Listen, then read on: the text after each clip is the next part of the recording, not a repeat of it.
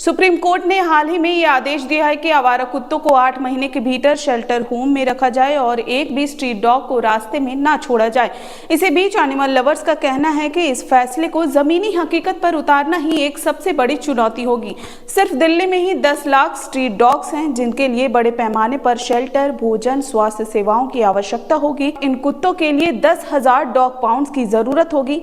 दरअसल जहां हम डॉग्स को रखते हैं उसे पाउंड कहा जाता है। 50,000 करोड़ रुपए का खर्च आएगा इस पाउंड को बनाने के लिए। इसी तरह एक अनुमान के मुताबिक हर रोज एक स्ट्रीट डॉग को खाना खिलाने में 40 रुपए खर्च होते हैं। ऐसे में रोजाना इन डॉग्स को खाना खिलाने में करीब 4 करोड़ रुपए खर्च किए जा सकते हैं। दिल्ली में स्ट्रीट डॉग्स को खाना खिलाने के लिए अलग से 1500 करोड़ रुपए का बजट बनाना पड़ेगा।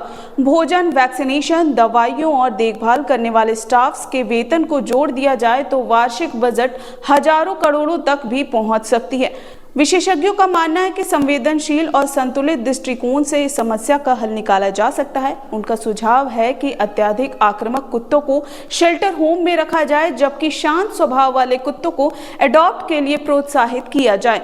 इसके साथ ही बड़े पैमाने पर नसबंदी और वैक्सीनेशन की अभियान को चलाया जाए ताकि कुत्तों की संख्या और रेबीज जैसी बीमारियों का खतरा कम हो सके। कुछ लोग ये भी मानते हैं कि कुत्तों की स्वाभाविक प्रवृत्ति होती है कि उन्हें अपने इलाके में ही रहना पसंद है और यदि इन सभी डॉग्स को शेल्टर होम में बंद कर दिया जाएगा तो वे परेशान हो सकते हैं और शायद आपस में ही झगड़ा कर सकते हैं जो खतरनाक साबित हो सकता है। जैसे हम इंसानों को अपने एरिया, अपने घर, अपने मोहल्ले, अपने इलाकों में रहना पसंद है, हमें वहां सुकून मिलता है, वैसे ही कुत्तों का भी स्वभाव कुछ ऐसा ही है। दरअसल हम इन कुत्तों के लिए जगह जगह पर फीडिंग एरिया बना सकते हैं। हाउसिंग सोसाइटी और मोहल्लों में रहने वाले लोग इन डॉग्स के लिए भोजन, स्टेरिलाइजेशन और वैक्सीनेशन के लिए छोटे छोटे ग्रुप्स भी बना सकते हैं।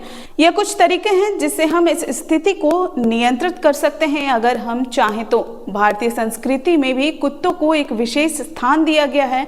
पौराणिक कथाओं में भी कुत्तों और इंसानों की गहरी दोस्ती का जिक्र किया गया है। आपने महाभारत काल की वो कहानी तो सुनी ही होगी जब पांडव स्वर्ग की यात्रा के लिए निकले थे और अंतिम पड़ाव पर युधिष्ठिर के साथ सिर्फ एक कुत्ता ही था जो स्वर्ग के द्वार तक पहुंच पाया था। दरअसल डॉग्स में कुछ ऐसी खास भावनाएं होती हैं जो उन्हें इंसान से बहुत जल्दी जोड़ देती है। इसलिए प्राचीन समय में भी कुत्तों और इंसानों के बीच हमेशा से दोस्ती रही है और कुत्तों को इंसान का बेस्ट फ्रेंड भी कहा गया है। हालांकि अब सवाल यह उठता है कि सुप्रीम कोर्ट के इस आदेश को लागू करने के लिए सरकार, समाज और एनिमल लवर्स किस तरह मिलकर संतुलित और टिकाऊ समाधान निकाल सकते हैं।